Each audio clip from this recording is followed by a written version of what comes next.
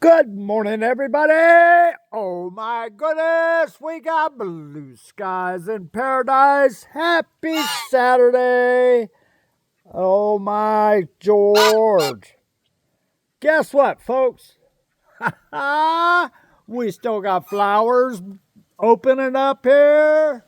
The rose mallows are still doing good. Yeah, but those things are coming to an end about Tuesday night.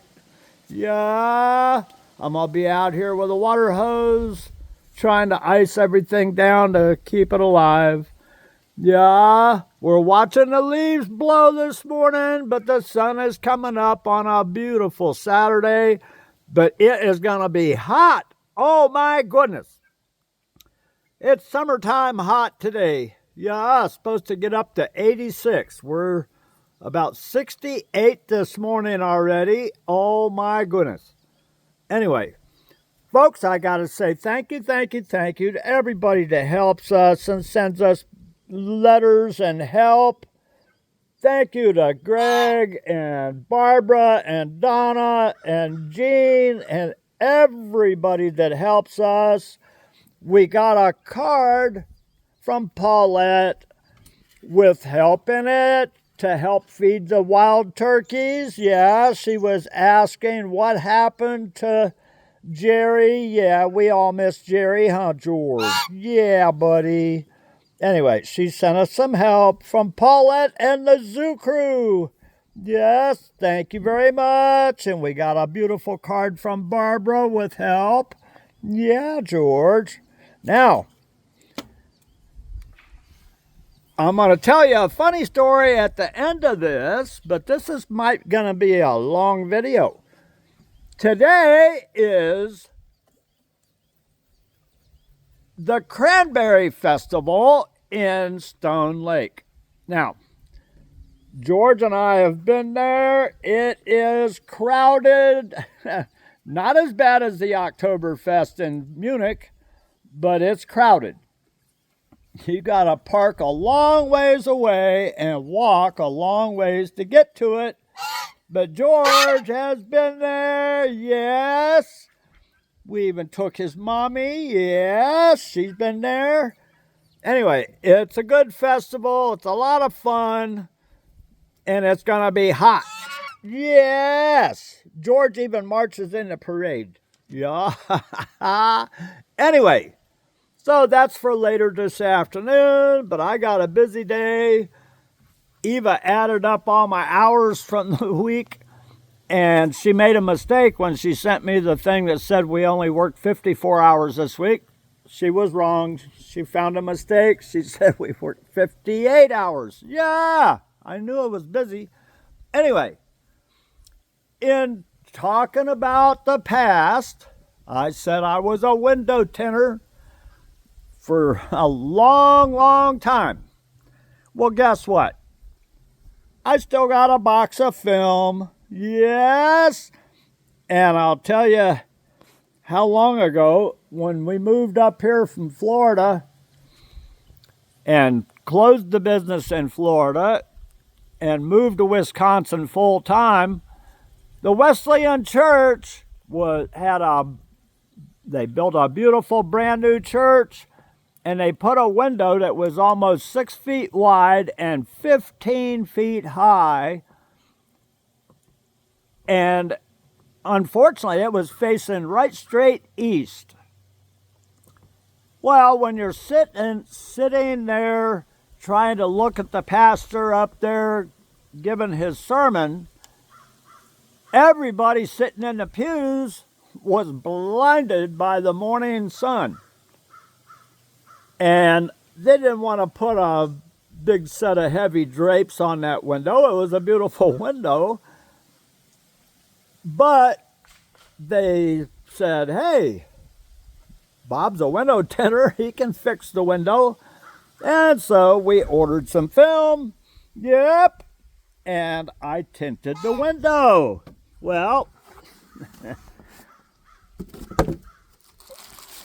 that's what it looks like. A big shiny mirror. And it worked really good. Now, looking at the roll of film, you can't tell how much was used. Yeah. Just like the roll of tinfoil in the house, unless you write down how much you use every time you use it, you don't know how much you got left until you run out. Yeah. So, anytime we tinted a window, we wrote down how much we used off of the roll. On May the 3rd, 1997, we tinted the Wesleyan Church. Yep. And we used 26 feet. Yep. That was one window. 3 feet wide means I had to seam it down the middle. Yep. I used 26 feet of film on May the 3rd, 1997. Yes, it's really good stuff. Now, I could tint that window right there, and that would be energy efficient. It would bounce the heat off during the day in the summertime, and it would keep the heat in that room during the winter. The only reason I haven't used this film on that window is you see the reflection on the glass. Well, if I turn that into a mirror, it'll be a beautiful image, and the birds will fly right straight into it. Yeah. Selling a product you believe in is easy. I love this film. It does a good job. In Florida, it did a really good job of making it easier to air condition people's houses. And especially when they build a 15-story building and another 15-story building right next door to it, everybody looks right into everybody else's living room. Yeah. And this helped people be able to enjoy the view out of their window without allowing everybody on the other building to look directly in. But anytime I did a window, I warned the people. I said, at night, you still got to pull your drapes because at night everybody can see in and you can't see out. Yeah. Anyway, oh my goodness. A lot of people learned that the hard way. Yeah. We tinted the windows on a business, and the burglars broke in there at night, and they were in there with flashlights and turning on lights, and they were in there burglarizing the place. And they got all done, and they wrapped up all their goodies, and they opened the door to go out, and the whole street was lined up with police cars. All had been watching them. They had no idea that all the cops in the Broward County were all parked on the sidewalk waiting for them to walk out. Yeah. Anyway, oh my goodness. George. Yeah, Daddy loves you. Mommy loves you. Mommy's at dinner with her family right now. Yep. They're still taking care of Angelica. Yep. And sadly, we have sad news for Hans. Yeah, Carl Heinz is got a brain tumor, and it's too early to know exactly what they got to do for him yet. Anyway, thank you for all the happy birthday wishes for John yesterday. And Linda, that's Dakota. Yeah, her name is Linda. Yeah. They had good birthdays, and they appreciated the shout-outs. And Amy, you're very welcome. Amy appreciated me giving a shout-out to the parents of autistic children. Yes, it's a responsibility to the Lord to give the love that these kids need. Yup, Amy, Dale, all the parents of autistic children. Lori, we love you all, and we love your children. You betcha. Anyway, we're happy that Johnny had a wonderful 14th birthday yesterday, huh, George? You betcha. Yup. Now, I told you I'd tell you a funny story.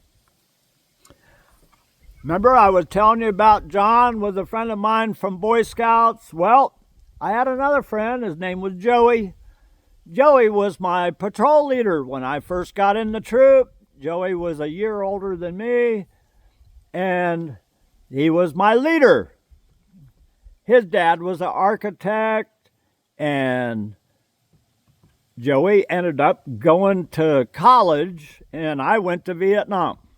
Well, Joey went to Georgia Tech and studied really hard and got really smart. Yeah. I went the other way. Yeah. Anyway, Joey had cars. His dad loved old cars. His dad restored a 1953 Chevrolet and put rolling pleated interior on it, and I ended up buying it. Anytime us Boy Scouts bought a car, it stayed in the family, in the Boy Scout family. When I sold the 53, I sold it to a friend of mine. His dad was the scoutmaster. I sold it to Steve. Anyway, we all traded our cars back and forth, but anyway, have you ever heard of a Vespa motor scooter? A lot of old people remember the Vespa motor scooters. Yeah. Well, did you know that Vespa actually made a car? You can Google it. Vespa automobile. And you'll see a little car that was half the size of a Volkswagen. Yes, it was a tiny little thing. Had a 2-cylinder gas and oil mix motor, and to start it up, you had to open the trunk and yank on the string just like you were starting a lawnmower. They make lawnmowers bigger than that car now. Yeah. Anyway, they were made from like 1957 to 1961, I think. Yeah. Anyway, Joey had one of those, and all of us were like 12 years old. We learned to drive in Joey's yard. He had a little track running around in his yard. He had a yard just like this, and he had a little track that went around the yard, and all of us took turns. The whole patrol would line up, and we'd all take turns driving that little car all around his yard. Yep, making a big mess in a cloud of dirt. Yeah, we had a lot of fun. Anyway, Joey, when he went to college, had a Crosley. That's another old car from the past. And as a project, he was wanting to restore this old Crosley car. He disassembled the car, and him and his buddies at the college carried it up the stairs and reassembled it in his living room at college. In his dorm room. Yeah, he put a car in his living room and put it all back together. Yeah, it may still be there. Anyway, Joey went on to become an engineer for Pratt Whitney in Palm Beach. Yep, and he had the best job in the world. Pratt Whitney would develop jet engines and rocket engines, and Joey's job was to hook them up on a stand, fire them up, and try to break them. He would try to blow them up. And if they could blow it up, they'd figure out why it blew up, and his job was to try to engineer a fix for that so that it didn't happen on the air. Yeah, that was jet engines and rocket engines. They would start up a jet engine, rev it up, and throw a frozen turkey into it to see if they could make it explode. Yeah, that's a cool job. Anyway, Joey ended up a rocket scientist. Yup. Anyway, love you all. I got blue skies. The sun is coming up. It's starting to hit the top of the trees. Anyway, thank you to Paulette for sending us some help for the turkeys. I'm going to give you a little bit of insight. The wild turkeys that you saw here in yesterday's video with little Jenny there chasing them off, The average age lifespan of those wild turkeys for a male turkey, a gobbler, is only about 4 years. For the hens, it's a little over 5. That's for a couple of reasons. The predators, the bad things running around in the woods trying to eat them, are detrimental to them. And the weather is a big factor too, but only about 40% of the eggs that they lay survive the first 4 weeks after they're born. Yeah, the babies are easy pickings for all the bad things out there. Yup. And then that 40% runs a gauntlet the rest of their life. Yeah. Well, as for the male turkeys, the hunters get a lot of them. Yeah, that's why the females live longer than the males, because the males are being hunted by everything, including the humans. Yeah. Anyway, we don't know what happened to Jerry. She went walkabout with the turkeys, and unfortunately, there's a lot of bad things out there. So we're afraid for what happened to her, and we miss her very, very much, huh, George? Yeah, Jerry was a sweetheart. Yeah, and when we get Mama back, we'll get another Jerry. Yeah, we miss her. And we miss Mama. Huh, George? Yes, we miss Mama. Yeah. Hey, George, you want to go Cranberry Fest? He says, oh, yeah, Dad, I had fun there. Yep. Anyway, love you all. Have a wonderful Saturday. Yeah. And tomorrow is going to be Shirley Schaefer's birthday. Yeah, Erica and everybody is going to go to Shirley's gravesite and wish her a happy birthday. Anyway, love you all. Thoughts and prayers for everybody that needs them. Yeah. Oh, and a big bird from Mo. Thank you, Mo. Remember to stay safe. Watch your flippers off and have a wonderful weekend. Love you. Bye.